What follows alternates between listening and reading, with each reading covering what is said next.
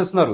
ఈ రోజున వైఎస్ఆర్సీపీ వాళ్ళు వచ్చేసి నేనేదో అల్లరి సృష్టించేద్దాము, ఇక్కడ శాంతి భద్రతలు విఘ్నాలు సృష్టిస్తాము అంటే ప్రజలు నమ్మే పరిస్థితిలో లేరు. ఖచ్చితంగా కూడా వాళ్ళకి చర్యలు తీసుకుంటున్నారు. నేను ఇంకా చాలా మందిని మాట్లాడాను, మా తెలుగుదేశం కార్యకర్తలతో కూడా, అంతేకాకుండా చాలా మంది జనాభాతో కూడా మాట్లాడుతుంటే, సార్ మీరు ఇంకా కొడాలని ఎందుకు అరెస్ట్ చేయట్లేదు? వాళ్ళు నోటికి వచ్చినట్టు కూడా అసెంబ్లీలో మాట్లాడారు కదా, అలాంటి వాళ్ళని ఎందుకు వదిలేస్తారు? అనిల్ యాదవ్ని ఎందుకు ఇది చేయట్లేదు?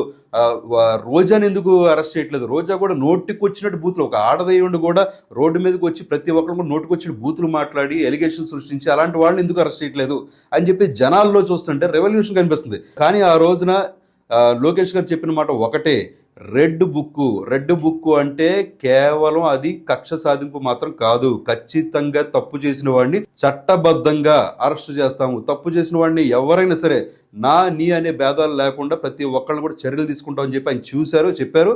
అదేవిధంగా లోకేష్ గారి మాటలు నమ్మి ప్రజలందరూ కూడా 164 సీట్లు తీసుకొచ్చారంటే అది లోకేష్ గారు గారి, చంద్రబాబు నాయుడు గారి గొప్పతనం. వాళ్ళ మాటలు నమ్మారు జనాభా.